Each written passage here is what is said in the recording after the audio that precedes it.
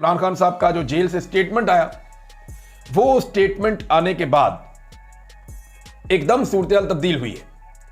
यानी भारतीय मीडिया हो या इंटरनेशनल मीडिया हो, हर तरफ पहले जो बात हो रही थी वो पहलगाम के वाकये की हो रही थी कि पहलगाम का वाकया हो गया, पाकिस्तान से बदला लेना, ये चल रहा था कि पाकिस्तान ने इंडिया में दहशतगर्दी करवा दी, अब इंडिया ने बदला लेना, ये चल रहा था।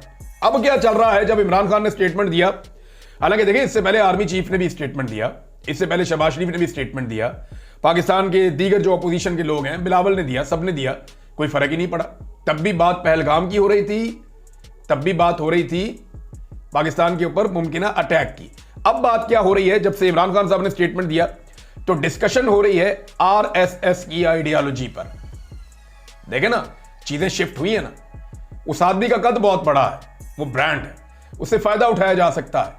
उसने जेल के अंदर से बैठ के एक स्टेटमेंट दिया। स्टेटमेंट क्या था, उसने अपने वकीलों से बातचीत की।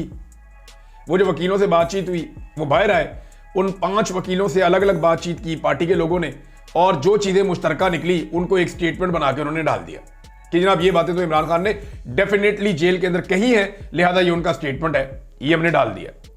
अब इसमें जनाब सारे बोले, फर्क नहीं पड़ा। अब इमरान खान साहब ने जब से बात की है तब से आरएसएस की आइडियोलॉजी डिस्कस हो रही है। न्यूक्लियर फ्लैश पॉइंट है ये एरिया, खुदा न खास्ता यहां पे एटमी जंग हो सकती है, खतरनाक इलाका है, ये डिस्कस हो रहा है। जिम्मेदारी का मुजाहरा करें, ये डिस्कस हो रहा है। फॉल्स फ्लैग ऑपरेशन किया गया, ये डिस्कस हो रहा है। इमरान खान का कद जो है पाकिस्तान में मौजूद मिलिट्री एस्टेब्लिशमेंट और पाकिस्तान के अंदर मौजूद बाकी सियासतदान, चाहे वो वजीर आजम हो, चाहे सदर हो या कोई भी हो, उनसे बहुत बड़ा है।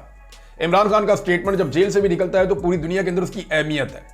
जब इमरान खान बोलता है तो पाकिस्तानी बोल रहे हैं, ये पूरी दुनिया समझती है कि जनाब इमरान खान बोला तो पाकिस्तानी बोले, और इमरान खान ने जो बात की ये पाकिस्तानियों की तर्जुमानी है, तो इसलिए उसकी इंपॉर्टेंस ज्यादा होती है कि 25 करोड़ लोग क्या सोच रहे हैं। ये जो अल्फाज हैं वो जेल से निकल कर आए हैं और उन्होंने कौम की तर्जुमानी की है। अब इमरान खान साहब का जो भारत मुखालिफ बयान है वो भारतीय मीडिया पे चल रहा है। आप पाकिस्तान की मिलिट्री एस्टेब्लिशमेंट की ढिठाई का अंदाजा करें कि इमरान खान साहब का जो भारत मुखालिफ बयान है वो भारतीय मीडिया पे चल रहा है, पाकिस्तानी मीडिया पे नहीं चल रहा। पाकिस्तानी मीडिया पे इमरान खान की शक्ल दिखाने, उनकी आवाज सुनाने, इमरान खान साहब की जो है वो तस्वीर दिखाने, उनका नाम लेने पर भी पाबंदी है। जबकि भारत जिसके खिलाफ है वो स्टेटमेंट, उस मुल्क में वो स्टेटमेंट चल रहा है। वजह क्या है, वहां डेमोक्रेसी है, वहां के मीडिया को थोड़ी बहुत इजाजत तो है ना। हालांकि भारत के अंदर भी बड़ी सख्त हुकूमत है और वो बड़ी सख्ती करते हैं, लेकिन इसके बावजूद उनकी हुकूमत पे लोग टिकाकर तनकीद भी करते हैं।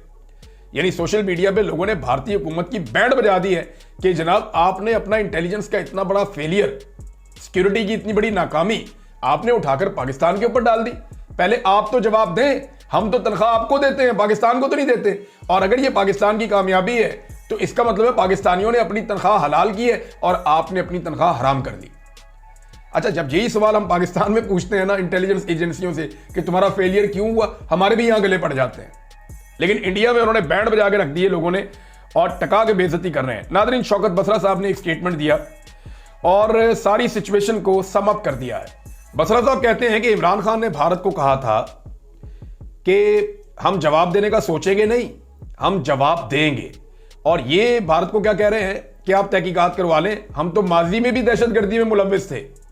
तो शौकत बसरा साहब ने सारी सिचुएशन को सम अप किया है कि इमरान खान की हैंडलिंग इस तरह की जारहियत के खिलाफ क्या होती थी और क्या होती है, जबकि मौजूदा कमजोर हुकूमत जो जाली फॉर्म 47 के ऊपर लाकर बिठाई है पाकिस्तान की मिलिट्री एस्टेब्लिशमेंट ने, उनकी जो हिकमत अमली है वो कितनी कमजोर है इन मामलात को लेकर। नादरीन, एक और चीज है वो ये है कि जब बॉर्डर पे इतना ज्यादा तनाव है तो तवज्जो तो सारी पाकिस्तान की एस्टेब्लिशमेंट की बॉर्डर पे होनी चाहिए थी ना। लेकिन यहां पे 27वीं आईनी तरमीम की तैयारी की जा रही है और उसके लिए जो है वो दोबारा से एक बेंच बनवाया गया, आईनी बेंच, कि जनाब जो मखसूस नशिस्तें हैं वो PMLN और पीपल्स पार्टी को दी जाएं ताकि एक और आईनी तरमीम की जाए। 26वीं आईनी तरमीम से इस निजाम का पेट नहीं भरा, पहले ही आइन का हुलिया बिगाड़ दिया है। अब एस्टेब्लिशमेंट अपने हर गलत काम के ऊपर पर्दा डालना चाहती है और उसके लिए वो 27वीं आईनी तरमीम लेकर आ रहे हैं। अपने हर गलत काम को, अपने हर कारनामे को आईनी तहफ़्फ़ुज़ देना चाह रहे हैं। पहले ही आइन का हुलिया बिगाड़ दिया मजीद इसकी कोशिश हो रही है और ये उस वक्त हो रही है जब पाकिस्तान और भारत के दरमियान एक जंग का खतरा है, बॉर्डर के ऊपर तनाव है। इनका सारा फोकस इमरान खान के खिलाफ है और रहेगा। वजह यह है कि पाकिस्तान की मिलिट्री एस्टेब्लिशमेंट की क़यादत यह समझती है कि इमरान खान उनसे उनका सुनहरी दौर छीन लेगा और वो फिर अपनी ड्यूटी पे आ जाएंगे। चौकीदार को चौकीदार की ड्यूटी करनी पड़ जाएगी। बस ये प्रॉब्लम है कि इमरान खान आएगा तो वो कहेगा चौकीदार दरवाजे के बाहर रहेगा, खबरदार अगर दरवाजे के अंदर तुमने झांका भी तो तुम्हारी ड्यूटी बाहर है, आने जाने वाले की तलाशी लो, तुम्हारी ड्यूटी बाहर है, कोई मेरे घर के अंदर दाखिल ना हो, ये तुम्हारी रिस्पॉन्सिबिलिटी है। मैं घर में स्याह करूं सफेद करूं, तुम्हारा इसके अंदर किसी किस्म का कोई रोल नहीं है। तुम्हें जिस काम की तनख्वाह मिलती है तुम वो काम करो। यही डर है इमरान खान से और हर उस आदमी से, खाली इमरान खान नहीं, हर उस आदमी से जो ये सोच अपने दिमाग में लेकर बैठा हुआ है कि पाकिस्तान की फौज को पाकिस्तान के आईनी किरदार के अंदर वापस भेजना है।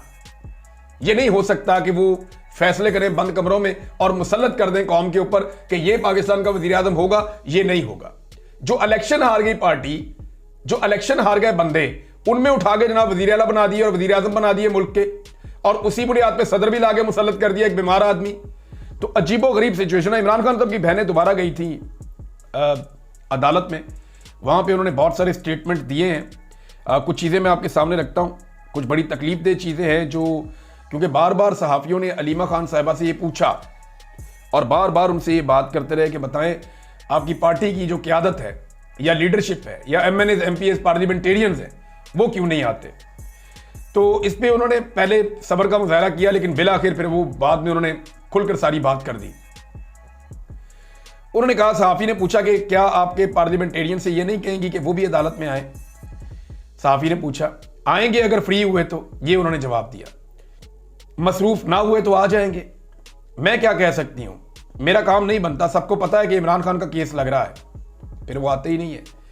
इसके बाद जनाब अलीमा खान साहिबा ने कहा फैसल चौधरी के बारे में कि फैसल चौधरी हिट और मिस करते हैं। इमरान खान ने कहा कि हम फॉर्म 47 हुकूमत को नहीं तस्लीम करते, हम इसके साथ नहीं खड़े हैं, लेकिन फैसल ये बताना भूल गए। यानी फैसल चौधरी साहब ने स्टेटमेंट का एक हिस्सा दिया ना, दूसरा दिया ही नहीं। उन्होंने कहा जनाब जो फॉर्म 47 के ऊपर पाकिस्तान तकसीम हो गया था वो आज नरेंद्र मोदी की धमकियों ने इकट्ठा कर दिया, उन्होंने ये कहा था।